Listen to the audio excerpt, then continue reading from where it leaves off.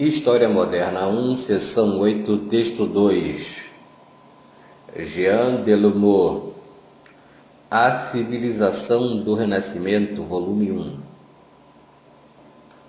Jean Delumeau considera o Renascimento enquanto promoção do Ocidente, numa época em que a civilização da Europa ultrapassou de modo decisivo as civilizações que lhe eram paralelas. Encarado numa perspectiva de desafio e resposta, o Renascimento passa pela crítica do pensamento clerical da Idade Média, pela recuperação demográfica, pelos progressos técnicos, pela aventura marítima, por uma estética nova, por um cristianismo reelaborado e rejuvenescido. O regresso à antiguidade, o aparente regresso às fontes da beleza, do saber e da religião, foi apenas um meio de progredir. Nesta obra, em 2 volumes, encontramos a origem dos movimentos e das profundas aspirações de nosso tempo.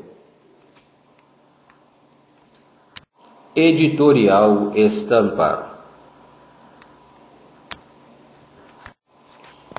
A Civilização do Renascimento, Nova História. A Jane. Agradecimentos. Este livro, obra imperfeita, mais imperfeito seria sem os conselhos de amigos a quem desejo aqui agradecer. Em primeiro lugar, a Jacques Legoff, autor do notável volume que antecede este.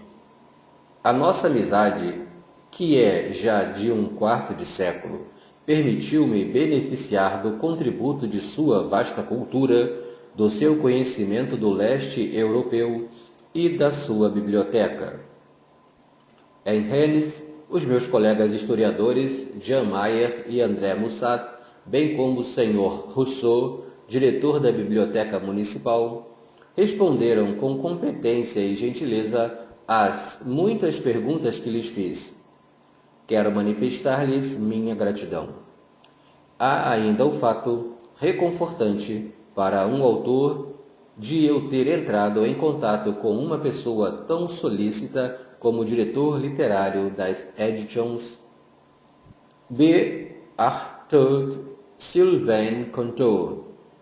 As nossas longas conversas sobre o Renascimento e sobre os problemas que este livro levantava fizeram-me descobrir nele um amigável interlocutor com quem simpatizei desde o primeiro momento. Sorridente e eficaz, Dominique Raoul Duval reuniu os variados elementos que eu lhe ia entregando: texto, imagens, mapas, índice, documental, cronologia. Equilibrou-os, completou-os com rara competência e adaptou-os uns aos outros de modo a formar um todo homogêneo.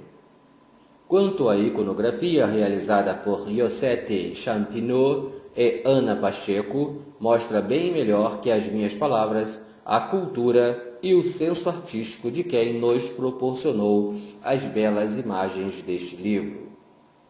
O autor.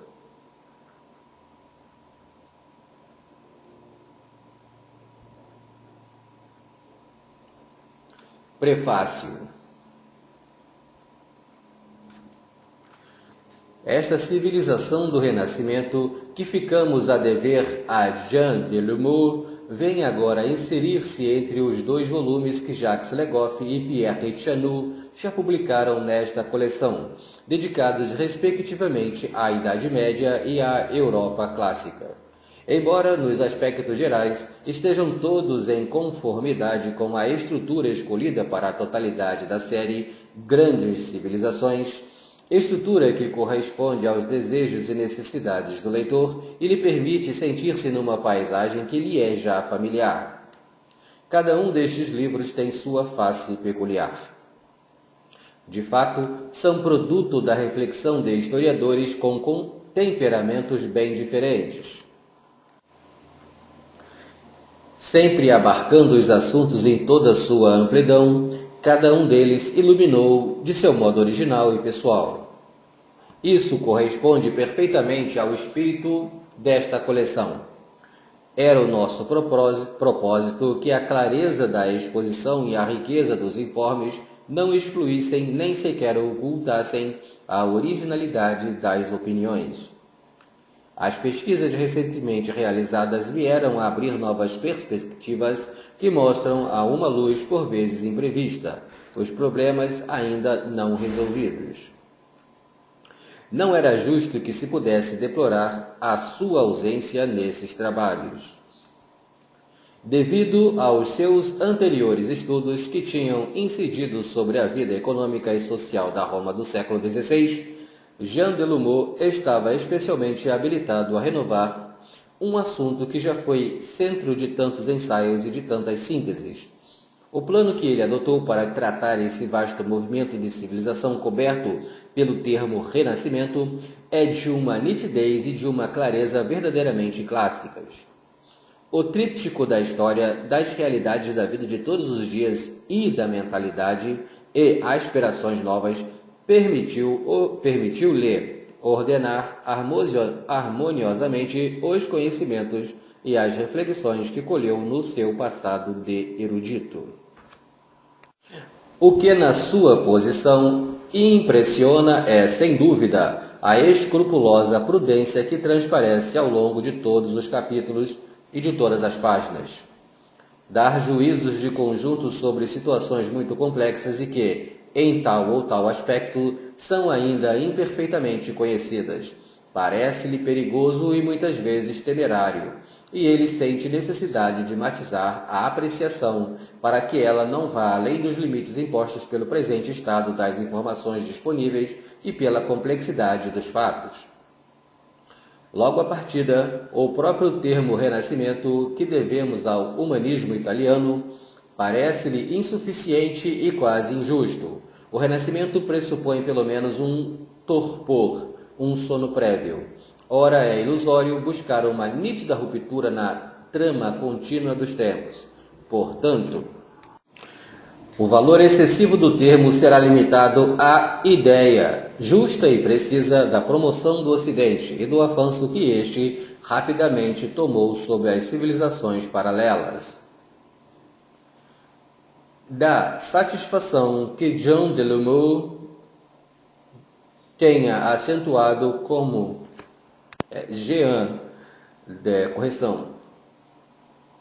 Da satisfação que Jean Delumeau tenha acentuado como convinha as ligações com o passado, sem ignorar o valor da renovação. Assim se pode medir melhor a importância do progresso material e técnico do século XVI europeu e se aprecia com maior justeza o ímpeto surpreendente das navegações e a multiplicidade das grandes descobertas planetárias que alargaram, quase brutalmente, o limitado horizonte dos seus contemporâneos. O aparecimento da imprensa, que veio no momento exato dar resposta a um profundo apelo da curiosidade humana, e o progresso, enfim, da civilização urbana, com o desenvolvimento de técnicas destinadas a um grande futuro, como a da banca. Esta reflexão, saída da boca de um observador espantado, a arte da guerra é agora tal que é preciso aprendê-la de novo de 2 em 2 anos. Tem um sabor terrivelmente moderno.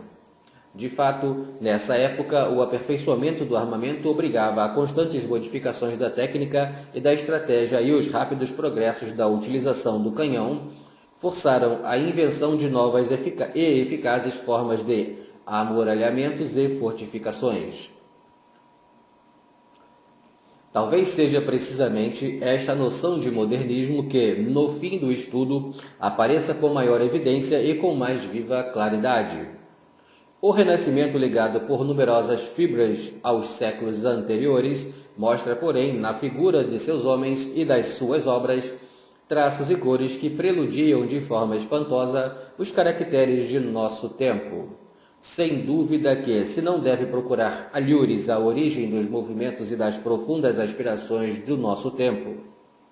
Promoção do indivíduo e da pessoa, reabilitação da mulher, reforma da educação, que se pretende que seja uma verdadeira formação do homem e já não uma inútil sobrecarga do espírito esmagado por um fardo de conhecimentos, revalorização do corpo e da educação física, flexão pessoal e livre sobre o homem. A sua natureza e a sua religião, ímpeto entusiástico, enfim, para as conquistas literárias, as técnicas e gosto apaixonado da glória que faz reviver as mais belas tendências da Grécia e de Roma. Pois não é verdade que tudo isso, que pertence verdadeiramente ao século XVI europeu, nos surge ao mesmo tempo como assunto nosso? O movimento humanista e o regresso ao antigo não devem ter para nós uma ressonância apenas artística e literária. No fundo, é toda uma nova filosofia da vida que se elabora e se define. Os antigos servem neste aspecto de modelos e de inspiradores, e a ligação com eles é muito profundamente sentida. Mas aquilo que fundamenta de novo modo a valorização do corpo humano e propõe como objetivo supremo da vida um equilíbrio harmonioso entre o desenvolvimento da alma e o desenvolvimento do corpo é uma reflexão viva e pessoal. A pedagogia de Rabelais e depois de Montaigne, prenunciando a de Rousseau, modelam-se na natureza humana e definem com clareza o objetivo fundamental de toda a educação. Não mutilar o homem, mas desenvolvê-lo harmoniosamente na sua totalidade. A educação física e os cuidados com o corpo tendem a encontrar o lugar que merecem. Quanto à instrução propriamente dita, os princípios de Montaigne são válidos hoje como o eram há perto de 4 séculos, e o nosso ensino tenta sempre o conseguir, confrontar-se a eles, formar a capacidade de juízo, evitar, antes do mais, sobrecarregar a memória com a amálgama de conhecimentos tantas vezes inúteis. Eis as regras que todos aceitamos, mas que ainda hoje é bem difícil levar à prática.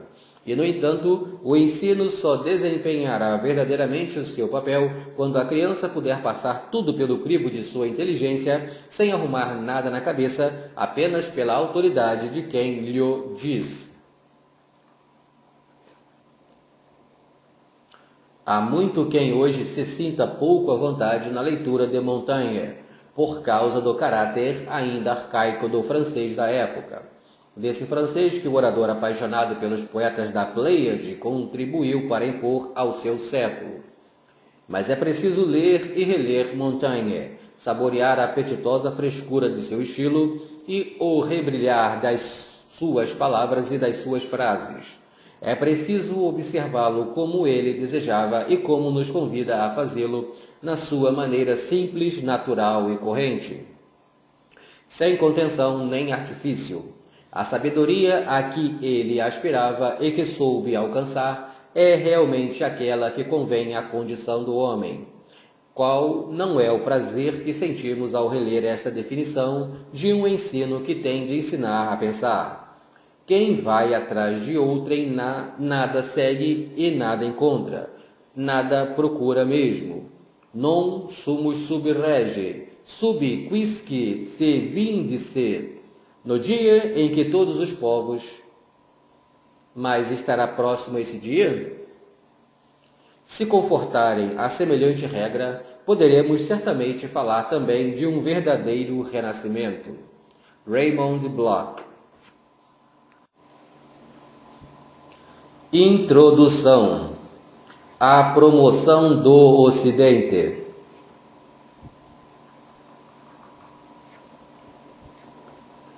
A nossa compreensão do período que vai de Felipe o Belo a Henrique IV ficaria muito felicitada se fossem suprimidos dos livros de história 2 termos solidários e solidariamente inexatos: Idade Média e Renascimento. Com isso se abandonaria todo um conjunto de preceitos.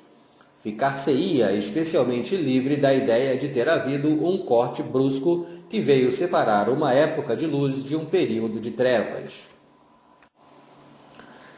Criada pelos humanistas italianos e retomada por Vasari, a noção de uma ressurreição das letras e das artes graças ao reencontro com a antiguidade foi seguramente fecunda, como fecundos são todos os manifestos lançados em todos os séculos por novas gerações conquistadoras.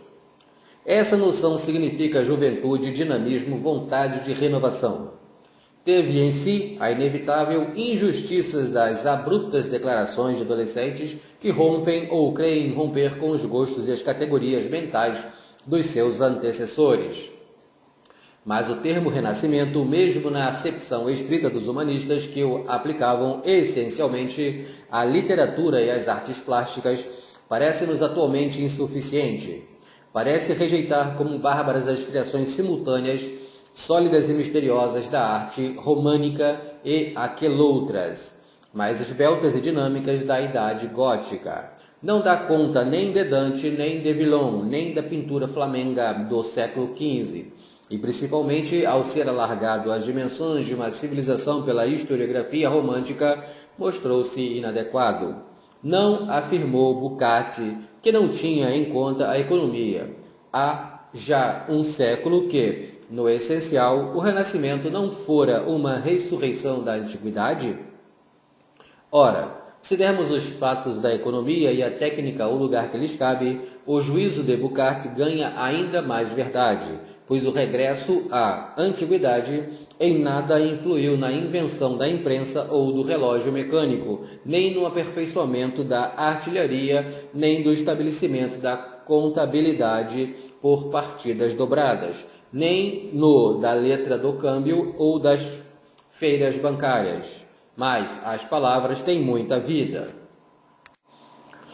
Impõe-se-nos, pois, contra a nossa vontade. Com que haveríamos de substituir a palavra renascimento? Com que outro vocábulo designaríamos essa grande evolução que levou os nossos antepassados a mais ciência, mais conhecimento, de maior domínio do mundo natural, maior amor pela beleza? Na falta de melhor, conservei, portanto, ao longo de todo esse trabalho a palavra consagrada pelo uso. Mas que fique entendido, esta palavra já não pode ter sentido original. No âmbito da história total, significa e não pode significar outra coisa a promoção do Ocidente numa época em que a civilização da Europa ultrapassou de modo decisivo as civilizações que lhe eram paralelas. No tempo das primeiras cruzadas, a técnica e a cultura dos árabes e chineses igualavam e suplantavam até a técnica e a cultura dos ocidentais. Em 1600 já não era assim. Propus-me, pois, estudar o porquê e como da ascensão do Ocidente no momento em que ele elaborou uma civilização de tal modo superior que seguidamente se impôs pouco a pouco a todo mundo. Os diversos espaços atribuídos ao Renascimento são tantos quanto os historiadores. Na minha ótica, os problemas de periodização, um dos pesadelos da historiografia ao debruçar-se sobre a época intermediária, que separou a idade feudal da era de Descartes, perdiam a acuidade. Optei por uma história longa sem tentar estabelecer cortes artificiais. Tudo que se mostrasse como elemento de progresso seria chamado a figurar numa vasta paisagem que se estende do fim do século XIII até a aurora do século XVII, e que vai para Bretanha a Moscóvia,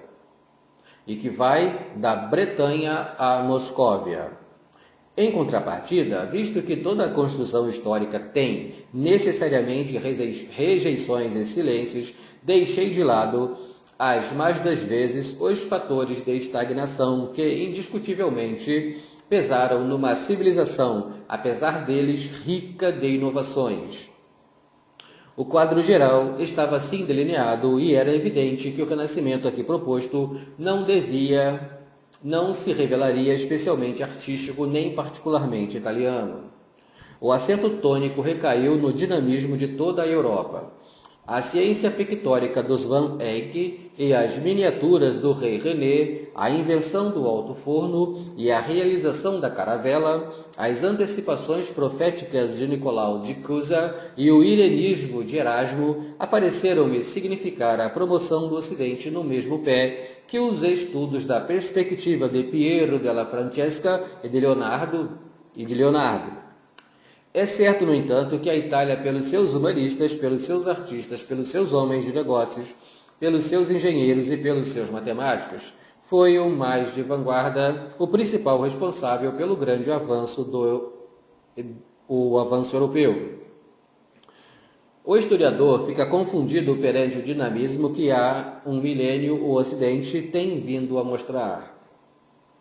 Durante o período abrangido pelo nosso estudo, nem o peso das estruturas e técnicas rurais, nem o conservantismo das corporações, nem a esclerose das tradições escolásticas conseguiram equilibrar as forças do movimento, cujo poder se manifestou sempre com nova energia. Por que essa energia?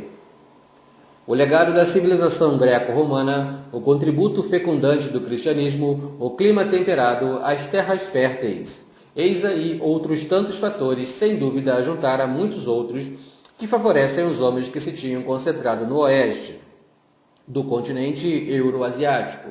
Mas também não faltaram as provações, umas naturais, como a peste negra, outras provocadas pelo jogo das competições políticas, econômicas e religiosas. Entre 1320 e 1450, abateu-se sobre a Europa uma conjunção de desgraças, privações, epidemias, guerras, aumento brutal da mortalidade, diminuição da produção de metais preciosos, avanço dos turcos, desafios esses que foram vencidos com coragem e com gênio. A história do Renascimento é a história desses desafios e dessas respostas. A crítica do pensamento clerical da Idade Média, a recuperação demográfica, os progressos técnicos, a aventura marítima, uma estética nova, um cristianismo reelaborado e rejuvenescido, e eis os principais elementos da resposta do Ocidente às tão variadas dificuldades que no seu caminho se haviam acumulado. Desafio e resposta. Pode-se aqui reconhecer a terminologia de A. Toynbee, e eu penso que ela traduz admiravelmente o fenômeno do Renascimento. Mas não vou mais além na esteira desse grande historiador inglês. Vista a uma certa distância, a história da humanidade em geral, e mais especialmente da humanidade ocidental, parecem menos uma sucessão de crescimentos e desagregações que uma marcha para diante, entrecortada, é certo, de paragens e regressões, mas paragens e regressões apenas provisórias. É verdade que houve porções de humanidade localmente falhadas, mas a humanidade globalmente considerada nunca deixou de progredir de século em século, e isso também nos períodos de conjuntura desfavorável. Assim, e sem negligenciar o estudo da conjuntura na época do Renascimento, insisti principalmente nas modificações das estruturas materiais e mentais que permitiriam a civilização europeia avançar entre os séculos XIII e XVII, no caminho de seu extraordinário destino. Identificar um caminho não implica achá-lo sempre belo, como não implica que não haja outro possível. Como historiador, compete compreender e não julgar. Não procurei saber se o período do Renascimento devia ser preferido à Idade das Catedrais, ou privilegiado em relação ao Grande Século, para que essa estranha, mais frequente contribuição de prêmios. Por isso, não apresentei um Renascimento em que tudo fosse êxitos e beleza. Pelo contrário, a mais elementar obrigação de lucidez conduz-nos a declarar que os séculos XV e XVI viram, de certo modo, um aumento do obscurantismo, o obscurantismo dos alquimistas. Identificar um caminho não implica achá-lo sempre belo, como não implica que não haja outro possível. Como historiador, compete compreender e não julgar. Não procurei saber se o período do Renascimento devia ser preferido à Idade das Catedrais, ou privilegiado em relação ao Grande Século, Para que essa estranha, mas frequente distribuição de prêmios? Por isso, não apresentei um renascimento em que tudo fosse êxitos e beleza. Pelo contrário, a mais elementar obrigação de lucidez conduz-nos a declarar que os séculos XV e XVI viram, de certo modo, o aumento do obscurantismo, o obscurantismo dos alquimistas, dos astrólogos, das feiticeiras, dos caçadores de feiticeiras.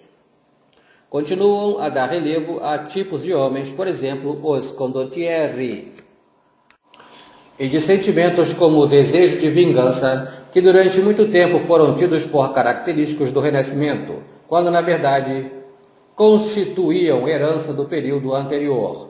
Tempos de ódios, de lutas terríveis, de processos insensatos.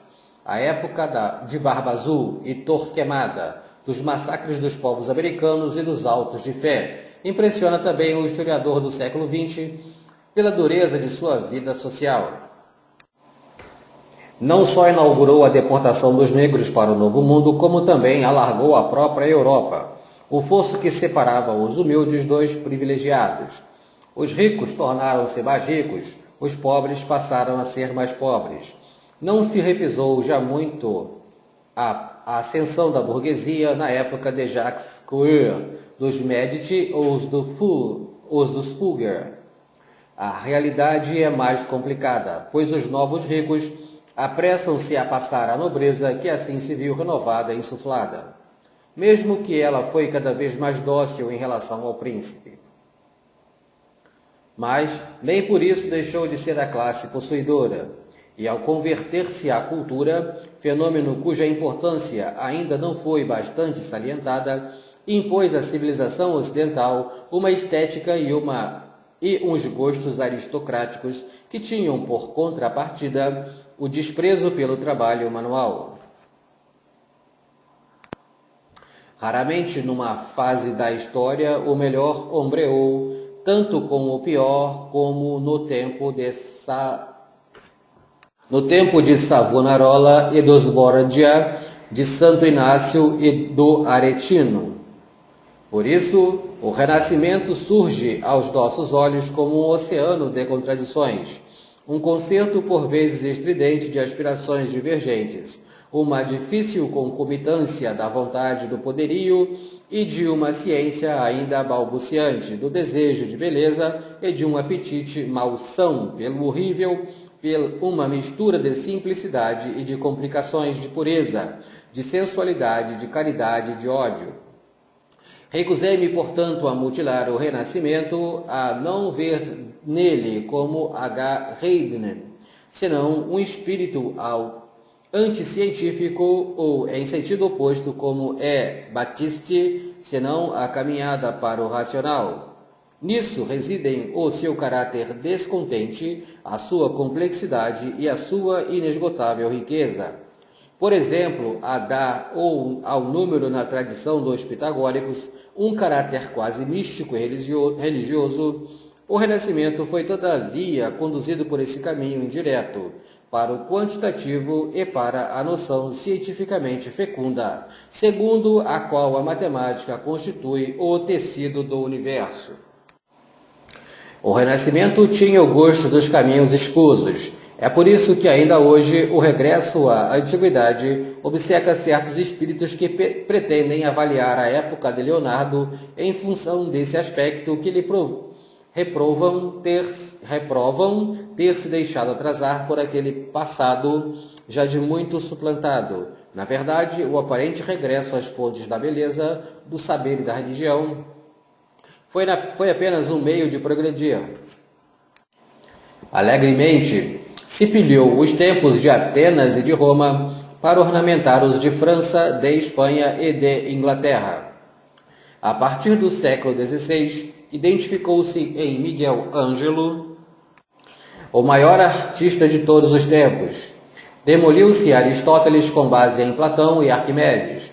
Colombo descobriu as Antilhas graças aos erros de cálculo de Ptolomeu. Lutero e Calvino, julgando restaurar a igreja primitiva, deram uma face nova ao cristianismo. O Renascimento, que se comprazia com os emblemas e os criptogramas, dissimulou sua profunda originalidade e seu desejo de novidade por trás de um hieróglifo que ainda causa enganos, a falsa imagem de um regresso ao passado. Através das contribuições e por caminhos complicados, mas sempre sonhando com paraísos mitológicos ou com possíveis utopias, o Renascimento deu um extraordinário salto para adiante. Nunca uma civilização dera tão grande lugar à pintura e à música, nem erguera ao céu tão altas cúpulas, nem elevara ao nível da alta literatura tantas línguas nacionais encerradas em tão exíguo espaço. Nunca, no passado da humanidade, tinham surgido tantas invenções em tão pouco tempo, pois o Renascimento foi especialmente progresso técnico. Deu ao homem do Ocidente maior domínio sobre um mundo mais bem conhecido. Ensinou-lhe a atravessar oceanos, a fabricar ferro fundido, a servir-se de armas de fogo, a contar as horas com um motor, a imprimir, a utilizar o dia e a letra de câmbio e o seguro marítimo. Ao mesmo tempo, o progresso espiritual paralelo ao progresso material iniciou a libertação do indivíduo ao tirá-lo do seu anonimato medieval e começando a desembaraçá-lo das limitações coletivas. Burckhardt observou de forma genial esta característica da época que estudava. Todos os seus sucessores o têm de seguir nesse caminho, mas sublinhando quão doloroso foi esse nascimento do homem moderno, acompanhado por um sentimento de solidão e de pequenez. Os contemporâneos de Lutero e de Du Bellay descobriram-se pescadores e frágeis. Não, correção. Os contemporâneos de Lutero e de Du Bellay descobriram-se pecadores e frágeis, sujeitos às ameaças do diabo e das estrelas. Houve uma melancolia do Renascimento.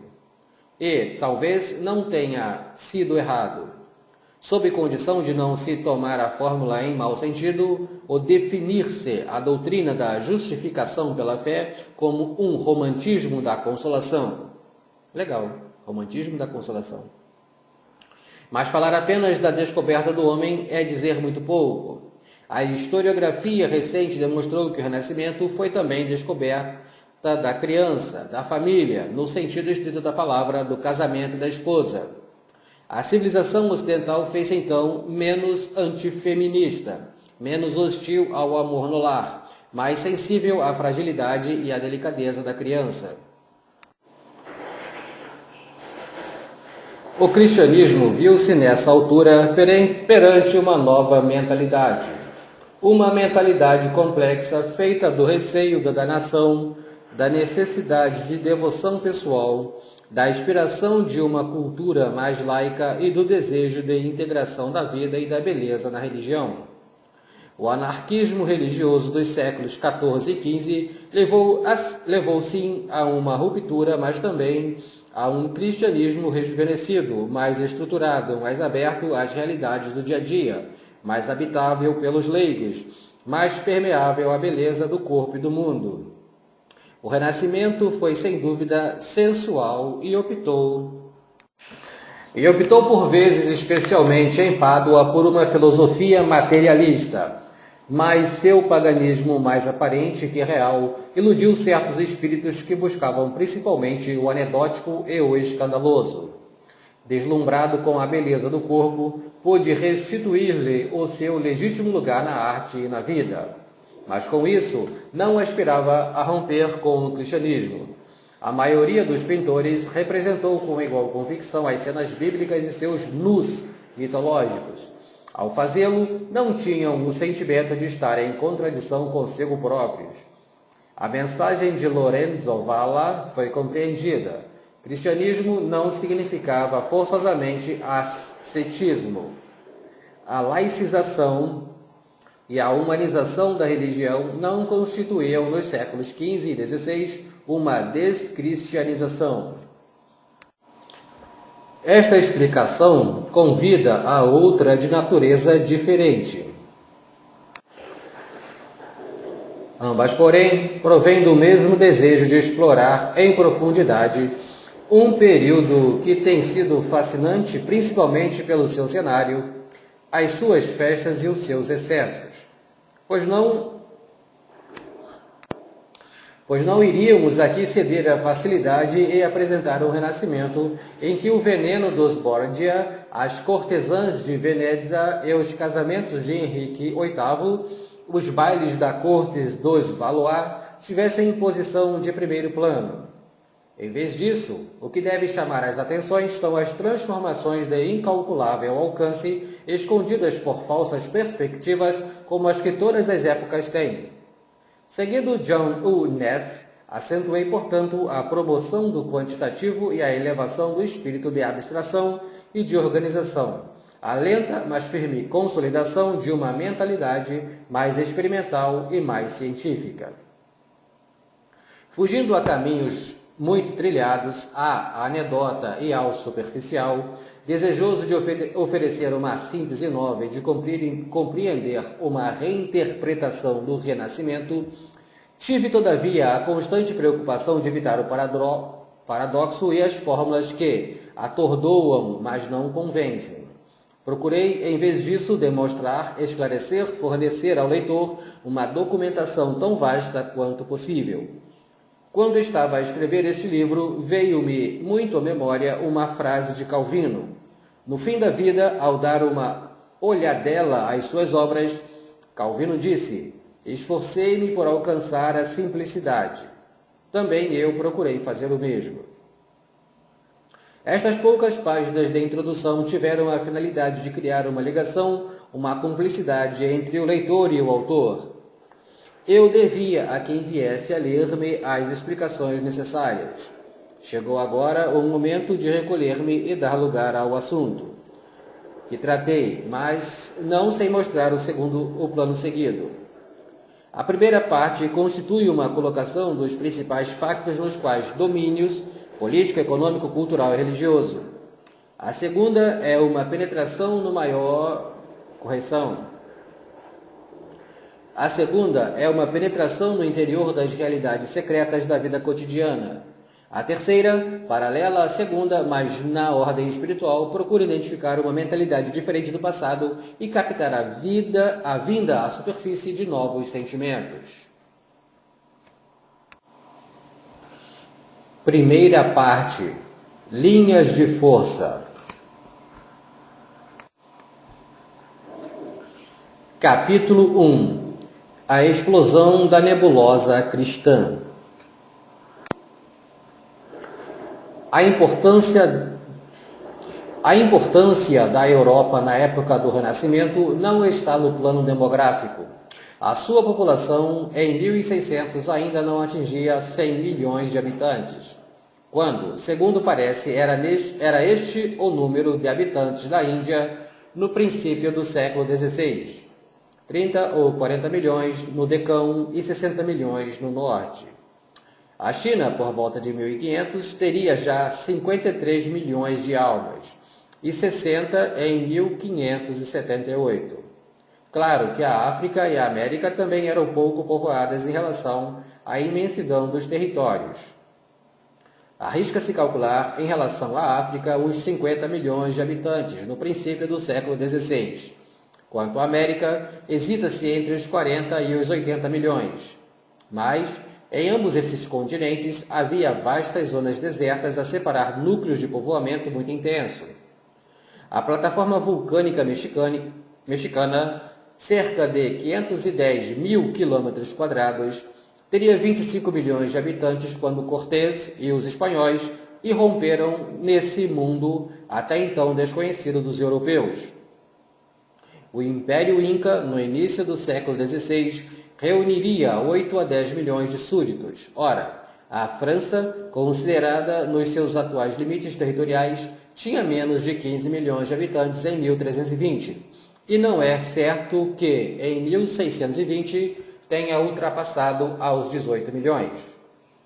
Entre essas duas datas, por causa das pestes, das fomes, das guerras, o progresso demográfico na Europa foi muito fraco.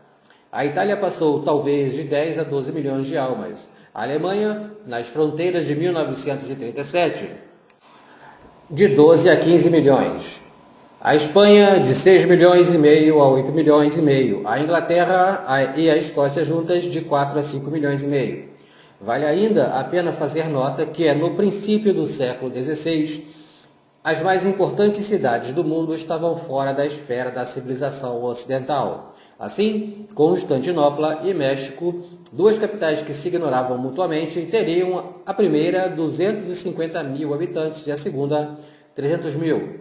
Mais, portanto, que Paris, talvez 200 mil almas, e Nápoles, cerca de 150 mil. Mas era na Europa, e mais especialmente no oeste do continente, que estavam o dinamismo e as chaves do futuro. Descobrir-se-á uma primeira prova desse dinamismo ao comparar dois mapas da Europa, o de 1320 e o de 1620. Entre essas duas datas, quantas transformações! No início do século XIV, a Península Ibérica está repartida em 5 estados: Navarra, Aragão, Castela, Portugal e o Reino de Granada. Portugal não pôs ainda pé em África. Só em 1415, ao apoderar-se de Tângel, o fará. Castela, rasgada por querelas intestinas ao longo de todo o século XIV, é derrotada em 1319 por Granada e em 1343 por Algeciras. Em contrapartida, Aragão, mais vigoroso, tenta criar um império mediterrâneo. A França de Felipe VI de Valois, que sobe ao trono em 1328, vai até Gand e Bruges, mas não inclui Metz, nem Grenoble, nem Marsella, nem Montpellier, sem falar naturalmente de Estrasburgo ou de Perpignan. Lyon está na fronteira do Ducado da Saboia. Bordeaux, Bayona e toda a Guiana, bem como Poitiers, estão em mãos inglesas, embora o rei da Inglaterra ainda aceite prestar homenagem ao seu supremo, ao suzerano de França. A Bretanha é um ducado praticamente independente. Quanto à Inglaterra, conseguiu, não sem dificuldade, anexar o país de Gales, que, porém, só no reinado de Henrique VIII será totalmente absorvido.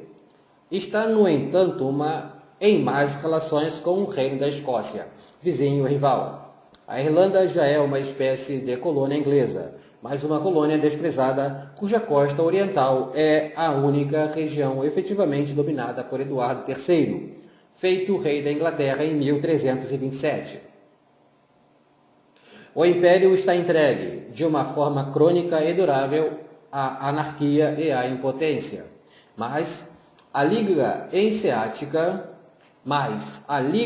Hanseática, nascida em meados do século XII, da penetração germânica nas costas do Báltico, constitui uma potência.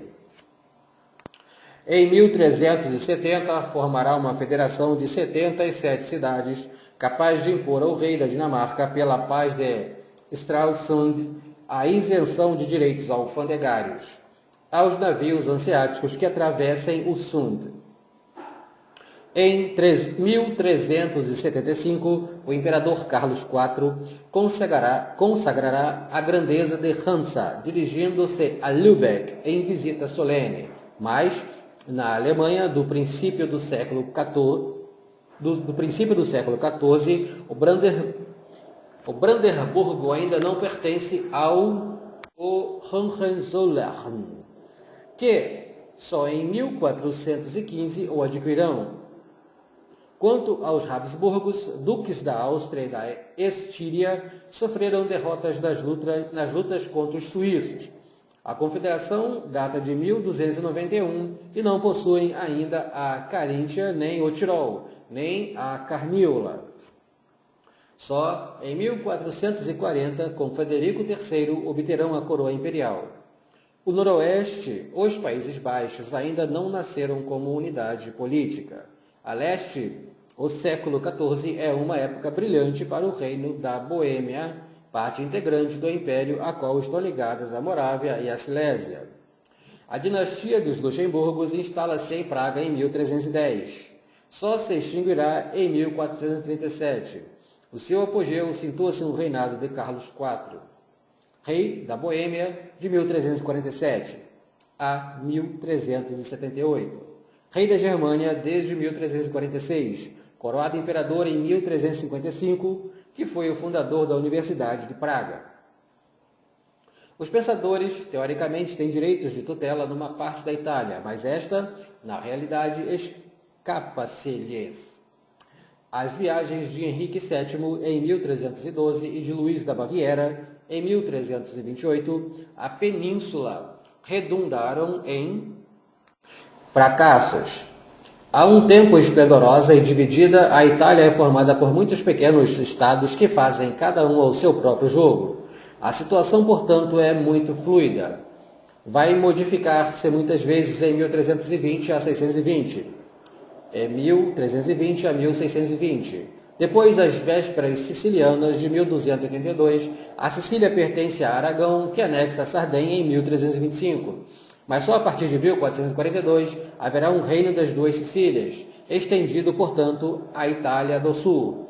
Mas ao norte, os feudais parecem senhores do Estado eclesiástico, que o papado abandonou ao instalar-se em 1309, em Avignon.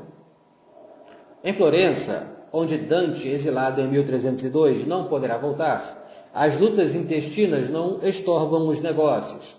A cidade do Arno, porém, grande centro bancário e têxtil, ainda domina apenas um pequeno território e só terá acesso ao mar em 1406, depois de vencer Pisa. Em Milão, os Visconti começaram uma carreira que será brilhante, principalmente no fim do século XIV e na primeira metade do século XV. Em 1395-1397, Gian Galeazzo receberá do imperador os títulos de Duque de Milão e da Lombardia. Bloqueada por terra dos Apeninos, Gênova é no início do século XIV uma rica cidade marítima, orgulhosa de suas leitorias do Mar Negro e do Egeu. Kafla, na Crimeia, onde terminam as rotas terrestres do Extremo Oriente. Pertence-lhe desde 1286. Em frente da costa da Ásia Menor, Lésados, Chios e Samos caem também em seu poder. Entre 1340 e 1360, Gênova passa a dominar a produção e a venda de alumem oriental, especialmente de Foglia e antiga Focéia. A inimiga de Gênova, Veneza, interessa-se também, antes de tudo, pelo Mediterrâneo Oriental, pois a Quarta Cruzada fizera do Doge senhor de um quarto e meio da România.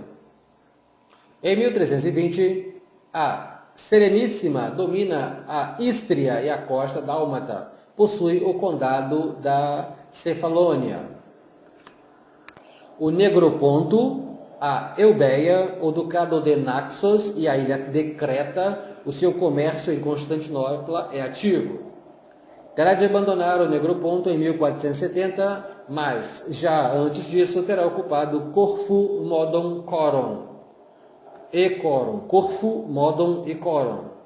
Instalar-se-á no Chipre em 1489. No centro da Europa, a Hungria é, no século XIV, uma grande potência nas mãos de uma dinastia angevina desde 1308. Esse vasto conjunto de territórios inclui, além da Hungria a atual, a Bósnia, a Croácia, a Eslováquia e a Transilvânia. O rei dispõe de recursos regulares de um forte exército, os Luxemburgos. Sucederão os angevinos em 1397. Depois disso, a ameaça turca e as crises internas levarão ao trono Matias Corvino, rei de 1458 a 1490, o que será um brilhante mecenas. A primeira metade do século XIV vê, além disso, desenvolver-se uma grande Sérvia que aproveitou os reveses do Império Bizantino, estendendo-se do Danúbio ao Adriático e alcançando o apogeu na época de Estevão IX do Zan, 1331-1355, o que terminou a conquista da Macedônia, ocupou a Albânia e o Épiro e a Tassália, dominou a Bulgária e sonhou conquistar Constantinopla.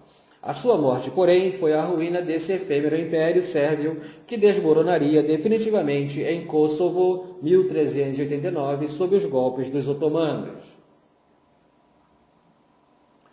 O Império Grego, restaurado em 1261, não encontrou o poderio de outros tempos. Continuando a lutar contra os latinos que se mantinham no Peloponeso, os basileus afastaram-se da Ásia Menor. Ora, aí nasceu o perigo. No princípio do século IV, uma tribo turca,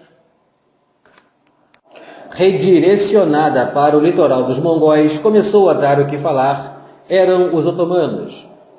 Cerca de 1350, ocuparam em frente de Constantinopla toda a parte ocidental do Mar da Mármara.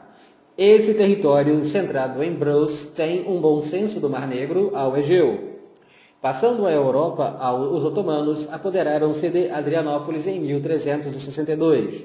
Os cruzados ocidentais, indisciplinados e comandados por João Sem Medo, a burguesia é conquistada. A Valáquia pagará tributo.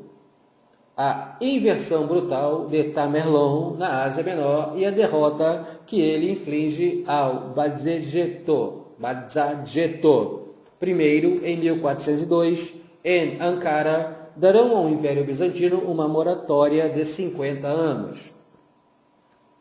No final da Idade Média, a Escandinávia tem um papel apagado, apesar da União de Kalmar, concluída em 1397, sob a égide da Dinamarca, e que juntou os três reinos. Em contrapartida, os séculos XIV e XV assistiram à acessão da Polônia e ao recuo da Ordem Teutônica, que por breve tempo dominara toda a costa do Báltico, da Pomerânia ao Narva. Em 1396, o duque pagão da Lituânia, o Jaguelão, casou com a herdeira do trono polaco e converteu-se ao cristianismo. Assim se viram unidas para 4 séculos uma pequena Polônia, repartida pelos dois lados da Vístula, entre Cracóvia e Turun, e uma vasta Lituânia que tinha o Dnipre como eixo e cujas cidades principais eram Vilna e Kiev. Em 1410, os cavaleiros teutônicos sofreram uma séria derrota em Grunwald. Tannenberg. Em 1454, Danzig colocou sob a proteção da Polônia. Esse porto de mar estava destinado a um grande desenvolvimento. No início do século XIV, é ainda demasiado cedo para falar da Rússia. Novgorod deve a sua propriedade a Hansa e o Principado de Moscovo é vassalo dos mongóis da Horda de Ouro. Apesar da presença em Moscovo, a partir dessa época, de um patriarca ortodoxo não dependente de Constantinopla, será preciso esperar até Ivan III, 1462-1505, o unificador das terras russas, para que a Moscóvia se impunha a Novgorod e se liberte da tutela mongol. Viremos as páginas da história, voltando ao mapa da Europa nas vésperas da Guerra dos 30 Anos, encontramo-lo profundamente simplificado. Castela e Aragão unificaram-se em 1479. O Reino de Granada desapareceu em 1492. Navarra foi anexada em 1512. Em 1580 e 1640, a Espanha e Portugal tiveram o mesmo soberano. Com a força das riquezas do México e do Peru, senhora das longínquas Filipinas, dispondo momentaneamente do Império Português no Extremo Oriente e no Brasil, a Espanha, apesar das suas derrotas em França e na Flandres e da destruição da Invencível Armada, 1588, continua em 1620 a ser a primeira potência mundial.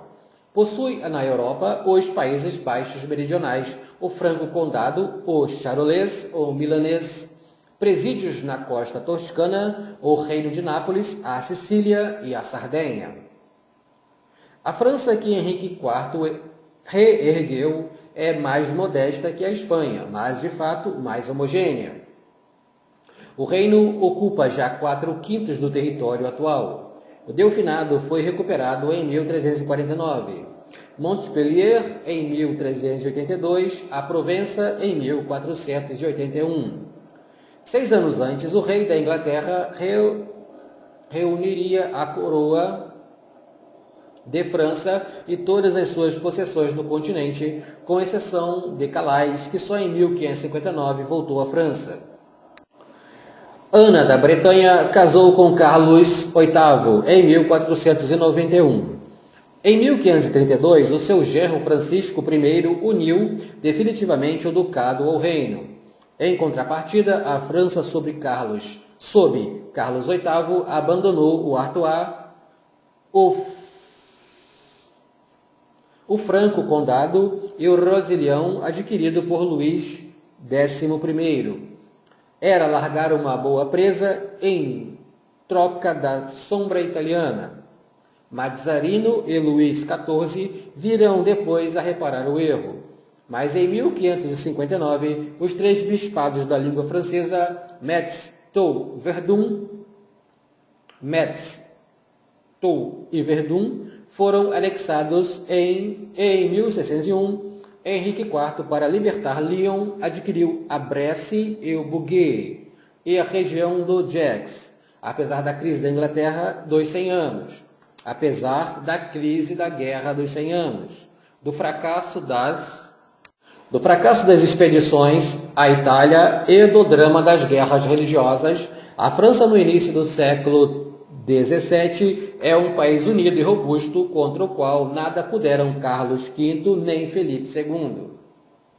Em 1620, a Inglaterra e a Escócia, já muito mutuamente hostis, têm há 17 anos o mesmo soberano. Estes reinos, tendo ambos adotado a reforma, ficarão unidos para o futuro. Ainda são pouco povoados, mas o destino dos britânicos está já traçado com nitidez. A partir de 1570, os seus navios mercantes invadem o Mediterrâneo. Em 1588, os marinheiros de Isabel desfazem a orgulhosa e poderosa tentativa da invencível armada. Em 1620, exatamente, os padres peregrinos desembarcaram na América do Norte. O Império conserva a sua estrutura balofa e os seus múltiplos estados e principados, tantos quantos os dias do ano, mas as 2 grandes famílias que viriam a dominar a cena da Europa Central até 1918 estão já a forjar o seu poderio. A Casa Eleitoral dos Hohenzollern, nas vésperas da Guerra dos 30 Anos, acaba de adquirir novas possessões a leste e a oeste. De um lado, os ducados de Cleves e a Marca, 1614, e do outro, a Prússia, exterior aos limites do Império, 1618. Quanto aos Habsburgos de Viena, contam na Europa não tanto por uma coroa imperial que lhes não dá nenhum real poder, como pelo bloco que pacientemente construíram a partir do século XIV. Em volta dos ducados da Áustria e da Estíria, reinam, pois, num conjunto de territórios que se estendem do Adriático às fronteiras da Polônia, do Vorarlberg à extremidade oriental da Eslováquia. Possuem ainda vários territórios mais a oeste, especialmente na Alsácia. A Boêmia, que no início do século XVII se fez majoritariamente protestante, desejaria retomar a antiga independência. A derrota da Montanha Branca, 1620, fê-la solidária para 3 séculos do destino dos Habsburgos de Viena. A Hansa perdeu já no princípio do século XVII muito de seu prestígio e de seu poderio. A Guerra dos 30 Anos vai dar-lhe um golpe mortal. Os navios holandeses tomam ainda mais o lugar dos hanseáticos. As Províncias Unidas são um dos paradoxos da história europeia do século XVII. Em 1609, a Espanha de fôlego perdido com a Guerra de Flandres, que a roeu como um cancro, aceitou uma trégua que reconhecia, a título provisório, a independência da pequena república calvinista. Em 1648, será preciso reconhecer a evidência: 2 milhões de seres humanos apinhados em 25 mil quilômetros quadrados estarão de posse do maior império jamais visto no mundo. Quanto à Bélgica, existe já virtualmente na Europa de 1620. Entre 1579 e 1585, Alexandre Farnésio reconquistou a Espanha, os Países Baixos meridionais, que passaram a ser um dos baluartes da Reforma Católica. Mas, em 1598, Felipe II fez deles um estado autônomo, confiado a arquiduques. Quer dependente de Madrid, quer mais tarde de Viena, a futura Bélgica, fortalecida pelas tradições e êxitos provenientes de sua prosperidade medieval, constitui já uma unidade à parte. Também a Suíça confirmou a sua originalidade, quase atingindo, a partir do fim do século XV, as fronteiras atuais. Os seus soldados fizeram tremer a Europa no tempo de Carlos o Temerário. A Suíça foi um dos centros da reforma. A paz da Westfália separá-la oficialmente do Império. Para lá dos Alpes, Para lá dos Alpes, a Itália continua dividida. Adquiriu por volta de 1560, exceto em alguns aspectos de pormenor, as fronteiras que há de conservar até a campanha de Bonaparte em 1796. Depois da paz de Lodi, 1454, criou-se um equilíbrio italiano que já então prefigurava o equilíbrio europeu do século XVII ao século XIX. 5 estados mais importantes porque os outros se destacam: o Ducado de Milão, a República de Veneza, Toscana, feita grão-ducado em 1569 em proveito dos Médicis, os domínios temporais do Papa e o Reino de Nápoles. A Espanha domina o primeiro e o último desses 5 estados, de modo que a liberdade de ação entre outros 3 e, com mais forte razão, dos pequenos principados, está muito limitada. Veneza suporta com humor este protetorado dos Habsburgos, mas preocupa-se gravemente com a ameaça otomana. Durante a guerra de 1469 e 1479, teve de ceder aos turcos o Negroponto, várias ilhas do Mar Egeu e bastantes pontos de apoio na Moreia e no Epiro.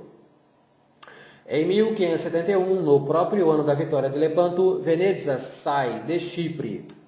Estendeu bastante cedo a gravidade do Império Otomano e procurou soluções de compensação. A grande expansão veneziana na terra firme data do princípio do século XV. Vicenza e Verona foram anexadas em 1406. Udine em 1421. Brescia e Bérgamo em 1428. Mas o que é Veneza e mais o que é Gênova, privada das feitorias orientais? No tempo da preponderância espanhola, no mapa, muito pouco, mas no plano da civilização, o papel da Itália continua a ser muito importante. Mesmo ainda em 1620, na verdade, a Itália dominou e muito os 3 séculos que vão de Dante a Galileu. Na península, os estados mais importantes não são forçosamente os mais brilhantes. Urbino foi a Atenas no século XV, a Ferrara foi um dos maiores focos do Renascimento.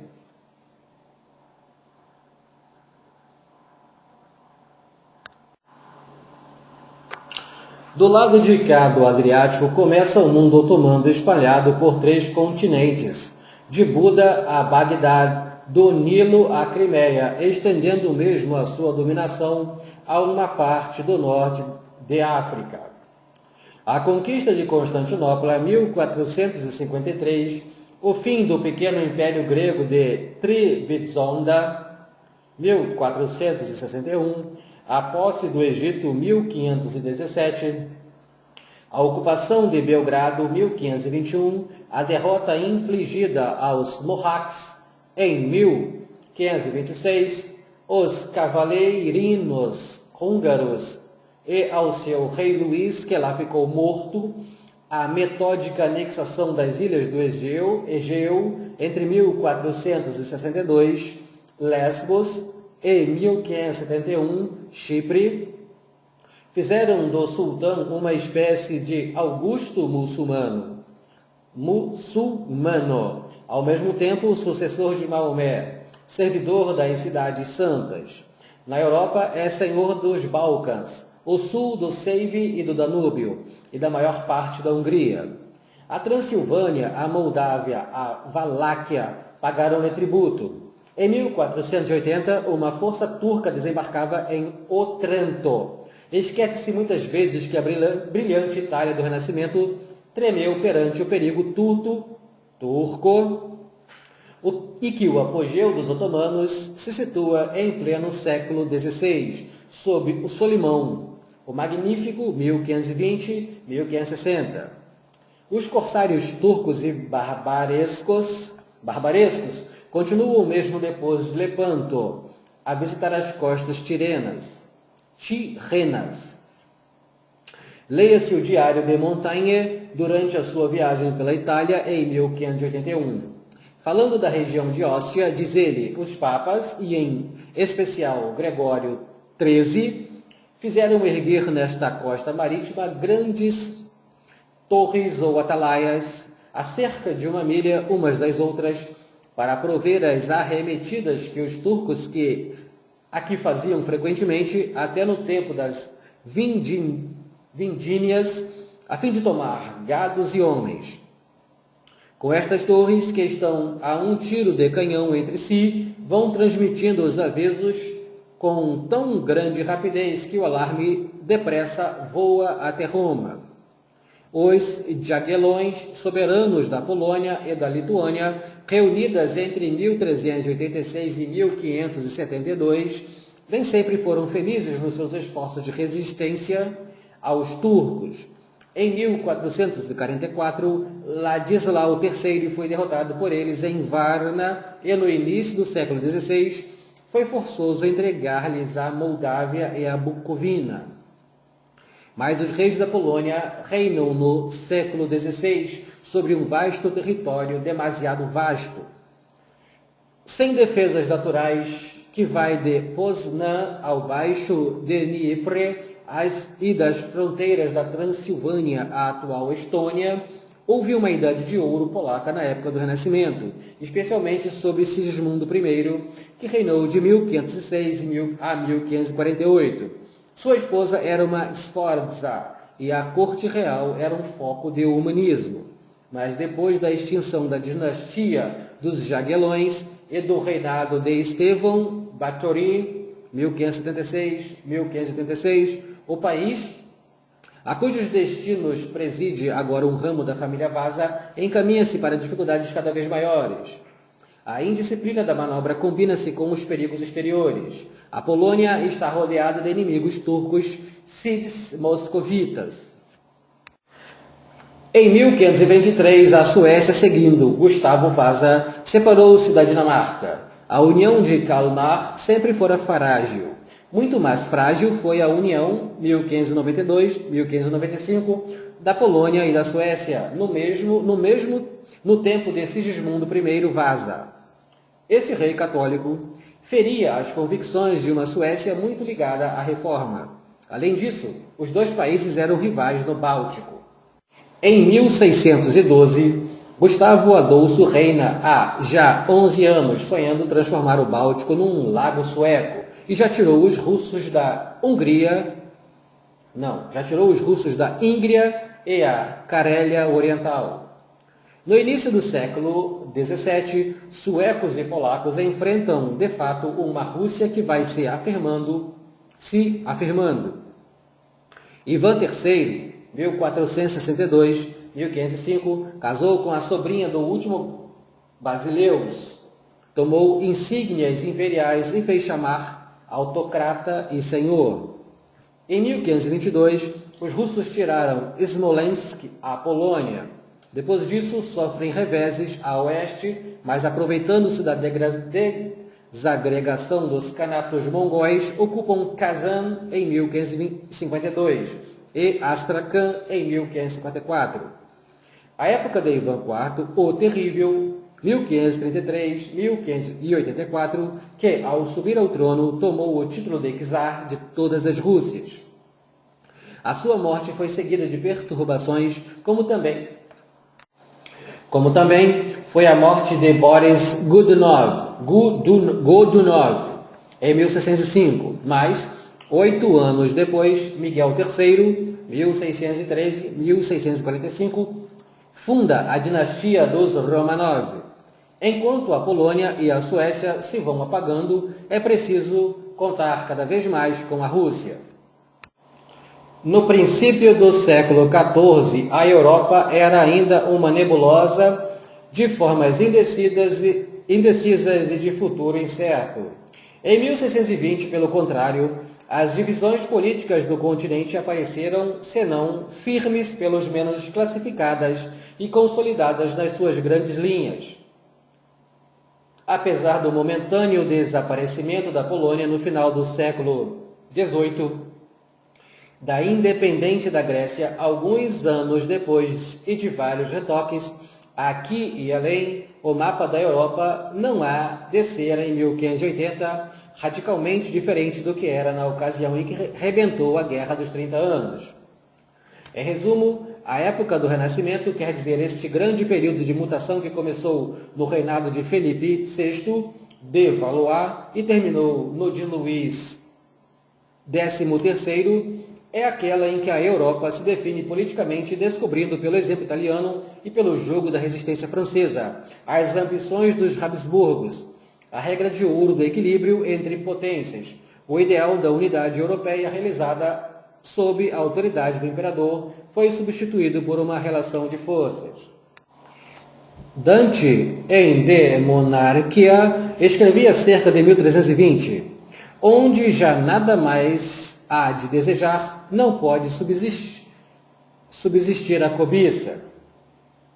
Uma vez destruídos os objetos que podemos cobiçar, desaparecem também os movimentos que com eles se relacionam. Ora, o monarca, é assim que Dante designa o imperador da terra, que nada tem a desejar, pois a jurisdição só é limitada pelo oceano, o que não é o caso dos outros príncipes cujos senhorios confinam com outros senhorios, como, por exemplo, o reino de Castela confina com o reino de Aragão. O monarca é, pois, entre todos os mortais, aquele que sinceramente pode estar submetido à justiça. Ora, o monarca é assim que Dante designa o imperador da terra. Nada tem a desejar, pois a sua jurisdição só é limitada pelo oceano, o que não é o caso dos outros príncipes cujos senhorios confinam os outros senhorios, como, por exemplo, o reino de Castela confina com o reino de Aragão. O monarca é, pois, entre todos os mortais, aquele que mais sinceramente pode estar submetido à justiça. Mas, no início do século XVI, o inglês John Cork, retomando as fórmulas dos juristas de Filipe o Belo, dizia orgulhosamente: todas as nações sabem que o muito poderoso rei da Inglaterra é imperador no seu próprio reino e não depende de ninguém. Ser imperador no seu próprio reino queria dizer que se repudiava, no fundo, a hierarquia feudal, que noutros tempos distinguia suzeranos e vassalos, sendo o imperador o suzerano dos suzeranos. A Guerra dos 100 Anos veio provar que o sistema feudal não se adaptava já à realidade. No momento em que Eduardo III, em 1337, dirigiu o desafio a Filipe VI, seu suzerano pela Guiana e pelo Poitiers, queria principalmente subtrair os seus domínios ocidentais a todo e qualquer laço de dependência. De fato, no Tratado de Brittany, em 1360, João o Bom, prisioneiro, teve de ceder ao seu antigo vassalo em total propriedade e, portanto, sem homenagem, quase todo o sudoeste da França. Não menos significativo é o Tratado de Arras, concluído em 1435 entre Carlos VII e Filipe o Bom, duque de Borgonha. Este aceitava abandonar a aliança inglesa em troca. Carlos VII dava-lhe várias cidades reais, em especial no Somme, e dispensava-o vitaliciamente de toda e qualquer homenagem ao rei da França, ao rei de França. Como é, em tais condições, poderia o imperador conservar a autoridade efetiva sobre os soberanos da Europa? Claro que o mito imperial tinha muita força e continuava a inquietar os espíritos. Francisco I e Carlos de Espanha foram concorrentes na famosa eleição de 1519.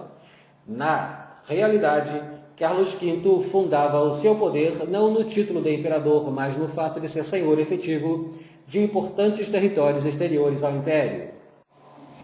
Apercebeu-se, a partir de 1522, de ser difícil governar ao mesmo tempo o centro e o sul da Europa, e cedeu ao seu irmão Ferdinando os territórios austríacos da Casa dos Habsburgos.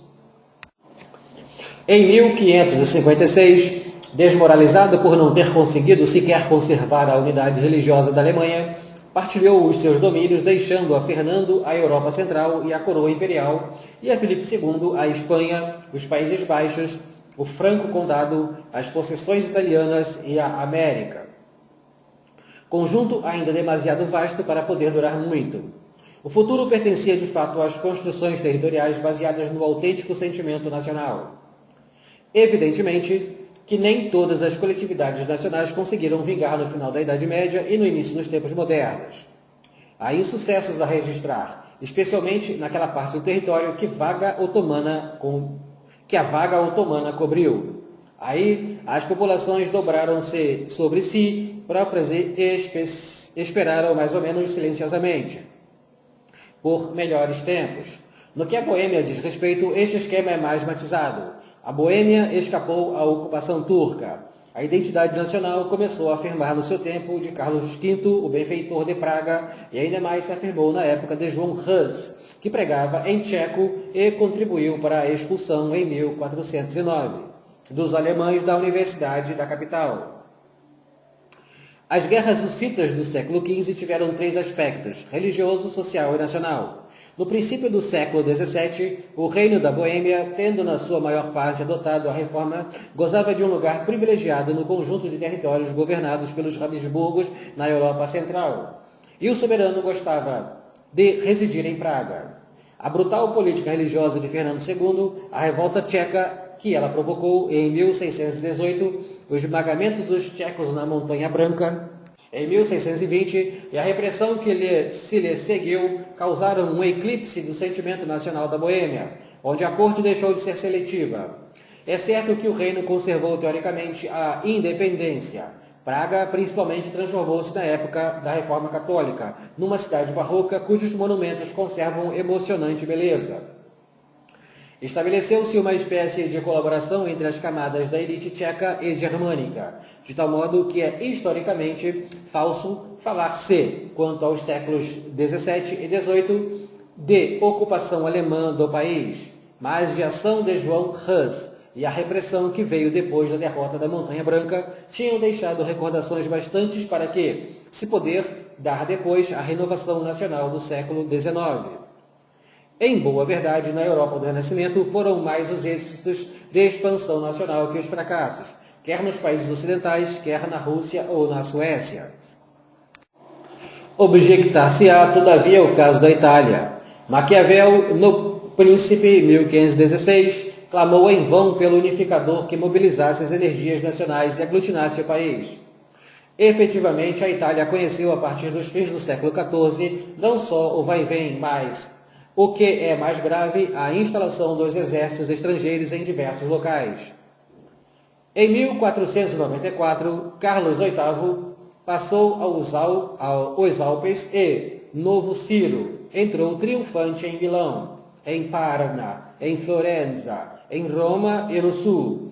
Fez-se coroar rei de Nápoles, na Sicília e Jerusalém. Mas esses dois, os príncipes da Itália e outros países, coligaram-se contra ele.